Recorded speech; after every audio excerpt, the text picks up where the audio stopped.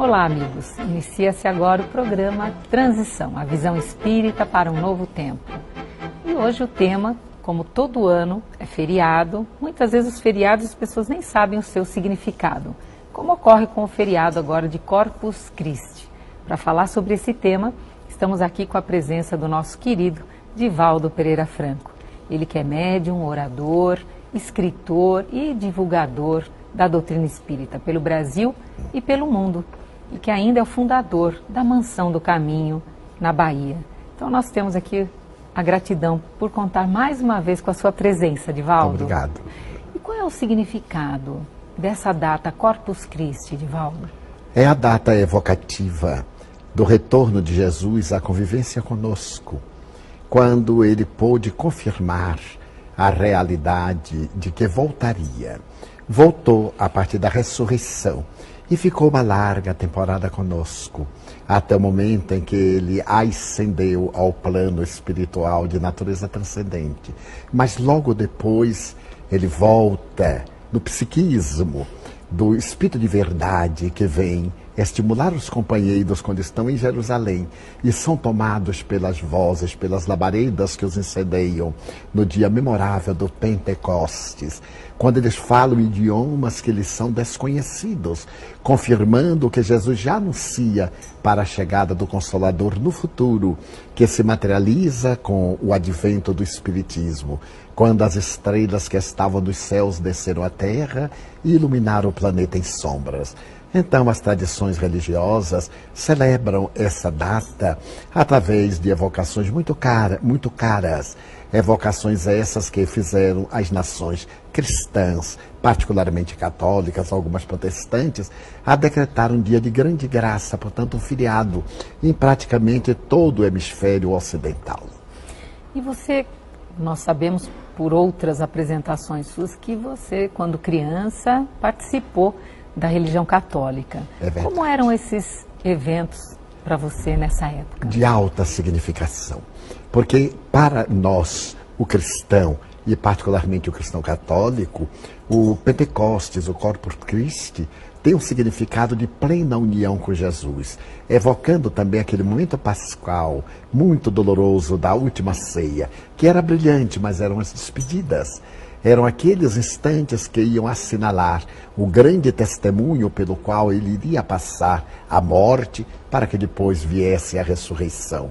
Muitas vezes, quando eu vejo um Cristo crucificado, eu sinto uma compaixão da criatura humana, que ainda o mantém na cruz. Sim. Quando ele foram alguns momentos e toda a sua vida foi uma perpétua imortalidade, sim, desde o corpo físico e depois do fenômeno da morte. Somente houve ressurreição porque houve morte. Então essas evocações para mim eram muito caras. E para os católicos, os cristãos pertencentes a outras denominações, elas têm um significado profundo de regeneração, de transformação, de mudança, principalmente porque os sacramentos, os atos sacramentais, particularmente na Igreja Católica, a Eucaristia, libera-os de muitas culpas pela unção com que, ao receberem a hóstia consagrada, eles se auto-iluminam e mudam de atitude perante a vida. Já que você falou na questão do sentimento de culpa, eu não tenho como não me referir a Joana de Ângeles.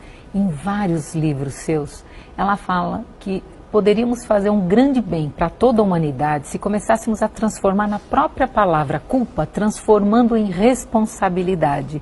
Que com isso já estaríamos fazendo uma transição e uma transformação. Em que livros ou que livro você se lembra onde a pessoa pode buscar esse sentido de transformar o sentimento de culpa em responsabilidade, Divaldo? Em todas as obras que nós chamamos a série psicológica, ela faz essa abordagem. Porque culpa e pecado são palavras punitivas, que nós, ao termos a consciência de que cometemos um pecado, logo vem o desespero. Estamos com culpa, necessitamos da punição. Então ela sugere que substituamos as palavras culpa e pecado como responsabilidade. Eu sou responsável pelos meus atos, os bons e os maus. Ao invés de considerar pecado uma ação danosa em relação ao meu próximo, eu considero aquilo como de responsabilidade negativa por haver me permitido, nessa faixa da minha evolução consciente, ainda realizar atos que me vão afligir posteriormente. Então, em qualquer uma das obras em que ela tenha colocado a questão psicológica, ela aborda no amor, imbatível amor, ela refere-se. E também me lembro, então, já que você se referiu à série psicológica de Joana de Ângeles, o primeiro livro dela é O Homem Integral, que realmente me marcou profundamente, isso já há muitos anos atrás. Então, é um bom começo para quem quer seguir depois autodescobrimento e tantos outros. Mas o primeiro, O Homem Integral, vale muito a pena para quem quer se iniciar, já que ela é a grande psicóloga transpessoal que da espiritualidade nos influenciou. Eu também assim considero, Delmar. Muito... Porque abriu horizontes tão belos. A psicologia espírita, eu me recordo que Kardec usa a expressão, quando publicou a Revista Espírita, em 1º de janeiro de 1858, Revista de Estudos Psicológicos. Isso mesmo. Note que sutileza do emérito codificador. Então, vejo Joana de Ângeles, mais de 100 anos após a publicação da Revista Espírita, fazer uma ponte entre a doutrina que é profundamente psicológica, de transformações, e a doutrina junguiana e outras vertentes da psicologia, mostrando como nós podemos libertar-nos de tanto conflito através da adoção da proposta terapêutica do Espiritismo. E no Homem Integral, ela vai fazer a colocação de como podemos ser integrais. Corpo, espírito, perispírito, matéria, emoção e transcendência, evitando conflitos que nos martirizam desnecessariamente e que são apenas mecanismos de natureza perturbadora que nós esculpimos masoquisticamente para nos afligirmos. E já que enveredamos por esse caminho de uma visão transpessoal, e você nos falou da última ceia, que interpretação transpessoal, espiritual, nós podemos dar a esse sentido quando Jesus diz, né, que o pão é a sua carne e que o vinho é o seu sangue? Qual é o simbolismo do ponto de vista espiritual, Divaldo? Ele quer dizer que aquele vinho que era fortalecedor, porque o vinho estimula momentaneamente, mas depois ele produz uma queda no organismo. Era o testemunho que ele ia dar. Ninguém pode realizar uma tarefa nobilitante sem o contributo do sacrifício, sem o sangue do esforço. Ele ia demonstrar a excelência da Boa Nova dando a sua vida, derramando seu sangue pela via crucis, a via dolorosa, para que nunca aguardássemos uma vida regalada, de comodidade, para que tivéssemos a certeza, sim, que toda luta impõe sacrifício e todo ideal exige uma contribuição nossa. Sem nenhum masoquismo, a dor deve ser enfrentada com naturalidade, e ele se tornou modelo. Então aquele vinho era o sangue que ele ia verter. E o seu corpo que iria ser colocado numa postura de ridículo, de aflição, de punição injusta, era a maneira como ele teria de nos ensinar o corpo da fé religiosa que nós íamos erguer. Nesse sentido, a Igreja Católica se oriou-se do pensamento de natureza transpessoal, dizendo que ela e a Igreja é o corpo de Jesus. De certo modo, é o corpo da doutrina que ele deixou. Assim, o Espiritismo hoje, quando se refere à Eucaristia, disse uma entidade veneranda no dia de uma sessão mediúnica. Estávamos reunidos para atender os sofredores na chamada reunião de desenvolvimento ou de doutrinação. Quando o Espírito me disse, Divaldo, veja que está a mesa eucarística. Todos que aqui estamos somos discípulos do Evangelho, encarnados e desencarnados. Vem o mentor e abre a reunião. É Jesus dizendo que é a última ceia, simbolicamente. Logo depois vem as aflições humanas para a doutrinação, é o sangue de Cristo derramado naquele momento doloroso. E logo vem a palavra consoladora do evangelizador. É o corpo de Cristo ressuscitado. A Eucaristia é, portanto, este momento de comunhão, de amor, em que nós recordamos a ceia da despedida e as dores que são compensadas pela ressurreição. Aí está um Corpus Christi, que nós podemos celebrar em nossas sessões mediúnicas, o corpo transcendente de Jesus Cristo, que nos vai conduzir à plenitude do reino dos céus. Em seguida, Divaldo, você fala de Pentecostes, e crianças e adolescentes não sabem nem o que é isso, que falaram em línguas, não é? Explica um pouco para nós, e também do ponto de vista espiritual, como se dá esse fenômeno de falar numa língua que a pessoa desconhece. O Pentecostes são 50 dias depois da ressurreição. Os discípulos estavam em Jerusalém aturdidos. E naquele momento eles desejavam dar uma mensagem para o povo, quando de repente as forças espirituais desceram sobre eles. E a igreja, através do classicismo da pintura, concebeu as forças espirituais como sendo uma chama sobre o centro coronário, a superconsciência. Aí estava a mediunidade. Eles começaram a falar dos acontecimentos que haviam tido lugar em Jerusalém e no mundo da Era Nova. Surpreendentemente, ali estavam pessoas de vários países, partos, messênios, gregos, e cada discípulo tomado pelos Espíritos falava no idioma, o que causou espanto à multidão. Como?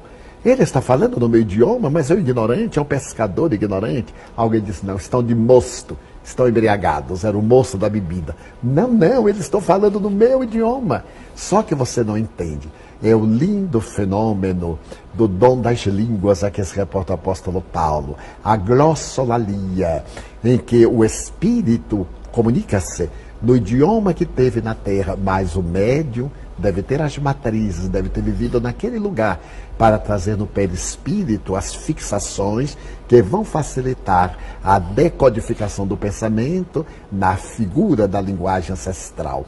Então é um momento de uma sessão mediúnica extraordinária, ali publicamente, e é a antevisão do Consolador que virá depois. Algumas denominações religiosas, inclusive a igreja, diz que o Consolador prometido chegou naquele dia.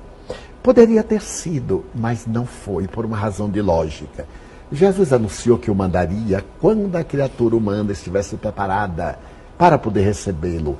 Ele tinha a função de recordar os seus ditos e de continuar mais tarde. Ora bem, 50 dias depois havia um amadurecimento psicológico.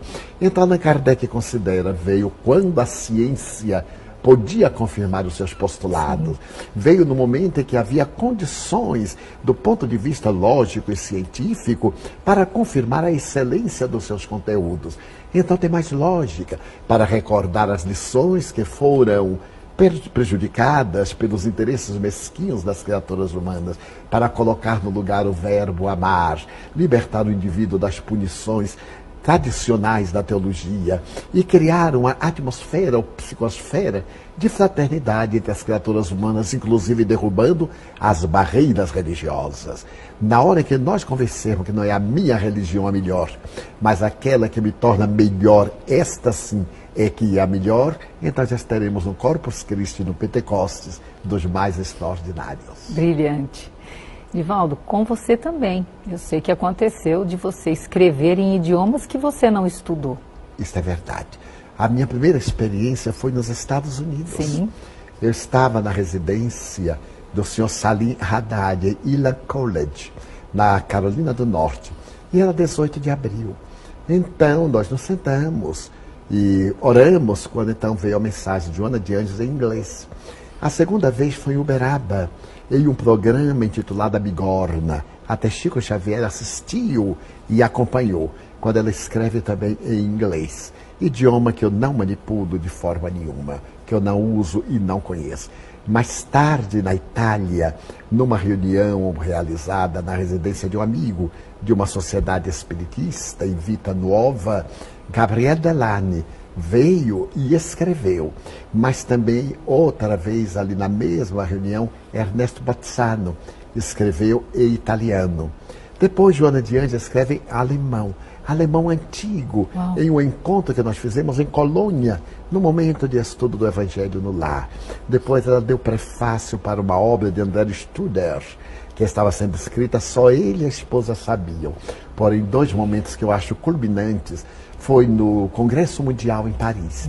Eu ouvia Raul Teixeira emocionado, o belo orador e médium, amigo muito querido, quando me aparece Leon Denis e diz assim: Divaldo, isto é um congresso espírita, um congresso mundial, mas não tem espíritos. Vamos escrever? Era uma multidão, eu fiquei meio constrangido, mas peguei discretamente o papel e o lápis que tinha em cima da mesa e tomei a postura de uma maneira bem discreta e perdi a consciência. Quando eu despertei, que olhei, digo: meu Deus, do que se trata? Porque eu não entendia, estava escrito ao contrário. Isso. Todas essas mensagens foram escritas ao contrário. Um espelho. Especular. para ser lida ao espelho. Eu então peguei assim e virei um pouco e passei ao presidente da Federação Espírita Brasileira, Nestor Mazotti, secretário do SEI, que entregou a um querido amigo, representante do movimento espírita francês e mundial, Roger Perret. Sim. E ele foi ler. Eu me emocionei. Emocionei-me talvez mais do que todos, porque foi um momento muito significativo emocionalmente para mim. Leon Denis elogiando o Livro dos Espíritos em francês. Ora bem, e vai culminar no Congresso Mundial no Brasil, quando novamente Raul falando, vem Joana e escreve em inglês, homenageando o Livro dos Espíritos. É uma faculdade, portanto, da alma que o corpo reveste de células para poder decodificar o pensamento do mundo espiritual. Então eu perguntei, mas como é que você já viveu nesses países oportunamente? E então estão lá as matrizes, o que facilitou. Foi o meu Pentecoste. Isso que eu ia dizer agora. O meu Pentecoste pessoal. E hoje o tema é Corpus Christi e também temas com relação a Pentecostes, temas com relação à ressurreição, à última ceia, enfim, a esse período onde, se você observar de um lado mais transpessoal, de um significado mais espiritual, ele ganha uma nova dimensão. E se você entra nessa dimensão, você vai evoluindo de uma maneira muito suave. Eu gostei muito da sua explanação, você falou com relação a esses exemplos de você escrever em outros idiomas, mas também, Divaldo, eu lembro da questão da transfiguração. Eu tive a oportunidade de te ver algumas vezes, por exemplo, quando há um envolvimento de Dr. Bezerra, por exemplo. Quem conhece o seu estilo de falar, a sua forma, há uma modificação, inclusive física, fisionômica. Como se dá esse fenômeno da transfiguração? Ocorre que o médium é portador de uma ectoplasmia em que as entidades, ao invés de materializarem-se, fazem uma superincorporação. Ao incorporar ao médium, o ectoplasma faz a mudança da aparência, dando, portanto, essa transfiguração que Jesus foi em luz. Em nós é a herança dos caracteres do comunicante. Então há uma ligeira mudança tanto no aparelho fônico, sim, como na expressão da face e na postura do corpo, sim, e no conteúdo essencialmente. Quando o espírito Joana de Ângeles se comunica por psicofonia, em nossas reuniões também isso ocorre a miúde. Sim. Eu já pedi aos amigos a nossa intimidade para fotografarem, para filmarem, para podermos ir fazendo um estudo de avaliação do fenômeno da mediunidade, de psicofonia, com as suas variantes. À medida que o médium se dedica, se entrega, facilitando o trabalho do benfeitor que se comunica, o fenômeno ocorre com qualquer um. Desde que ele se dedique. Em Chico Xavier, nós víamos quando Emmanuel incorporava-se às vezes para uma prece, a mudança total. Tanto da postura do Chico, como da voz, como também o conteúdo da mensagem. E numa fotografia que nós temos, muito curiosa, em que está o Arnaldo Rocha, Martins Peralva e Chico Xavier, os espíritos fazem uma super incorporação plasma no rosto deles, a imagem do comunicante. É uma fotografia rara e um tanto desconhecida, que me foi dada há muito tempo por José Pereira Gonçalves, que também aparece totalmente coberto o rosto de ectoplasma. Então, é um fenômeno de ectoplasmia produzindo a transfiguração ou a superincorporação. Divaldo, como nós sabemos que o fenômeno da mediunidade não é atributo somente para os espíritas e médiuns, também nesse período onde há muita comoção, existem também sacerdotes que, desse ponto de vista, podem ser considerados médiuns, Divaldo? Sem dúvida. Quando nós vemos a vida de Antônio de Pádua, sim, os seus desdobramentos, a sua bilocação, do Padre Pio mais recentemente, do Papa Pio XII, que era o cardeal Eugênio Pacelli, que teve uma comunicação direta com Pio X, que ele veio anunciar a morte de Pio XI e que ele seria Papa. Quando vemos, por exemplo, Teresa d'Ávila, dos monumentais fenômenos dentro da igreja, São João da Cruz, e o número incontável de sacerdotes nobres que se transformaram em mensageiros de Jesus, a mediunidade neles está presente. Mas em qualquer pessoa, quando espíritos do mal também os utilizam, como em Hitler, em uma bela página de Hermínio Miranda, Ele apresenta Hitler como médium das trevas, inspirado em um livro que foi publicado na Alemanha, no pós-guerra, que se intitula A Lança do Destino, em que Hitler acreditava ser a reencarnação de um mago que viveu em Carlotta, Boema, na Itália. Então, nós vemos que entre os sacerdotes, tanto está a mediunidade sublimada, como a mediunidade atormentada, quando apresentam determinadas ideias esquisitas, imposições perturbadoras, conflitivas, são indivíduos médios, sob orientação de espíritos sofredores infelizes. Mas aqueles dedicados ao bem, como Curadar, cujas mensagens doces estão no Evangelho segundo o Espiritismo, eles são médios na acepção lata da palavra. Divaldo, como fica também a questão, você está dizendo dessa, né, tanto a influência desses fenômenos nas pessoas, e por que, uma pergunta que todos fazem, por que todos não podem ver os espíritos? Por que todos não podem ouvir? Por que apenas alguns?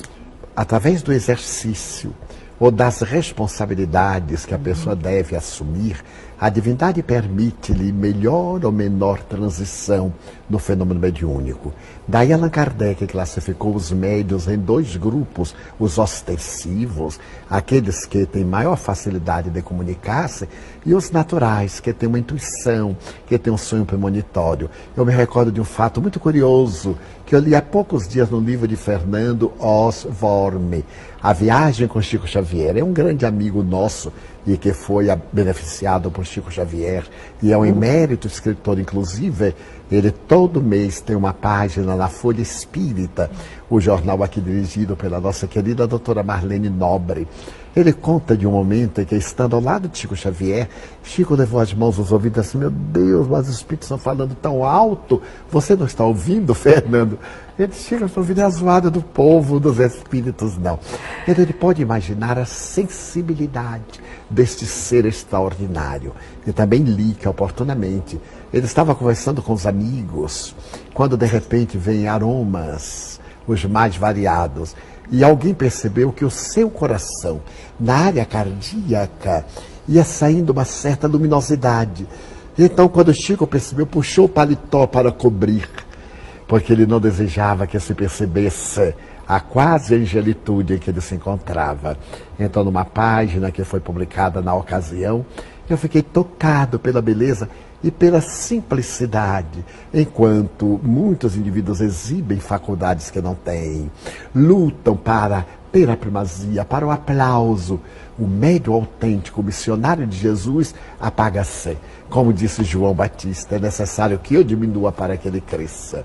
Então eu elegi, peço permissão para o eu elegi fazer de tudo para que eu me apague, para que ele apareça, para que a doutrina, ao invés de mim, esteja em pauta. Daí, quando eu me equivoco, quando assumo compromissos indevidos, ou quando no momento de menos felicidade eu me comprometo, entre aspas, isso produz-me uma dor muito grande, sem culpa. Mas eu vejo quanto ainda tenho que caminhar para poder servir a esse mestre, que é o nosso caminho, que é o espelho da verdade e da vida. Divaldo, e o que dizer também para as pessoas que às vezes elas gostariam tanto de ter nelas essas percepções extrafísicas, e que você deu um exemplo agora quando Chico Xavier dizia, mas é um burburinho, quer dizer, as pessoas também precisam saber que não é simplesmente ouvir. Quando você abre esses canais, já precisa ter um discernimento, porque você deu um excelente exemplo para acalmar essas pessoas. Falar, eu queria tanto ver, eu queria tanto ouvir os espíritos. É uma busca frívola, porque parece que vão comunicar-se com os espíritos nobres, vão estar no reino dos céus. É como a nossa visão da realidade terrena. Nós vemos mais pessoas feias, deformadas, conflitivas, inquietas do que as pessoas belas, sublimes. Quando se nos desenvolvem as percepções da clarividência, da clareaudiência, nós entramos mais em contato com terra a terra, com o atormentante. A primeira fase dessas percepções é muito confusa, gera muita perturbação, muito conflito psicológico, algum transtorno quase de obsessão. a moralização do médium, o esforço para dedicar-se ao bem, os seus sacrifícios é que fazem que ele passe a sintonizar numa esfera mais alta, sem deixar de ver aqueles que estão cá embaixo. Terão que criar um tipo seletivo de imagens através dos valores morais para não ser arrebatado por essa multidão de espíritos sofredores que estão conosco nessa mesma faixa. Daí a aquisição. Muitas vezes tem que ser feita com o sangue de Cristo e com o seu pão, que é o corpo, o sacrifício, a imolação, para sintonizar com o bem. E você falando assim, eu me lembro, Divaldo, de um livro que também me marcou muito, Triunfo Pessoal, de Joana de Ângeles, onde ela diz exatamente desses condicionamentos que nós trazemos, e aí por afinidade, por sintonia, nós sabemos quem os espíritos que estão ao redor, não é? É verdade. Então, Allan Kardec chama a lei de fluidos, não é? Porque muita gente pergunta, será que o espírito que eu estou recebendo é bom, é mau? Eu pergunto, e que sente? Ai, uma ansiedade, não é bom. Ai, eu sinto tristeza, não é bom. Sinto-me emocionado demasiadamente, ainda não é bom. Porque o bem não pode fazer mal. Quando nós sentimos uma sensação agradável, eu costumo usar uma imagem até um pouquinho grosseira, de elevador quando desce, aquela sensação de que vai flutuar, sim.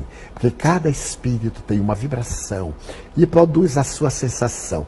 Digamos, como nós temos os odores físicos, eles têm os odores transcendentais. Aqueles que são de natureza suave e aqueles que são as energias causticantes e perturbadoras. Para podermos subir os degraus do céu, é necessário palmilhar a escada do sacrifício e do amor. Divaldo, como tema, voltando ao Corpus Christi, a própria palavra, né? O que significa Corpus Christi? O corpo de Cristo, que muitas vezes algumas religiões chamam o corpo de Deus, para fazer a sintonia com a Santíssima Trindade. Em realidade, foi Jesus quem morre. Então, Cristo, no sentido transcendental, é a ideia psíquica, é o logos da tradição platônica. Então, há uma colocação que a mim me parece muito bela, que o Espírito Jesus evoluiu e quando chegou à plenitude sintonizou com o Cristo divino, com o pensamento cósmico do Pai. Ele passou a ser Jesus, vírgula, o Cristo. Jesus, traço de união, Cristo. Para mostrar que houve uma fusão do pensamento divino nesse instrumento incomum que era o médium de Deus. Divaldo, suas considerações finais nesse tema. Lutarmos para sairmos do nosso vale de aflições e subirmos o monte da sublimação evangélica é o propósito da doutrina espírita. Fazermos a perfeita identificação entre o que aspiramos e aquilo que procuramos ser pelo sacrifício é um objetivo a que nos deveremos dedicar. Tentemos, caros amigos espectadores. E assim, o programa Transição chega ao seu final. A nossa gratidão pela sua presença, por essa troca, por esses ensinamentos, por compartilhar parte da sua história com todos nós. E você que esteve em sintonia, continue ligado. Próximo Transição, com um novo tema, sempre dentro da visão do Espiritismo. Transição, a visão espírita para um novo tempo termina. Até a próxima.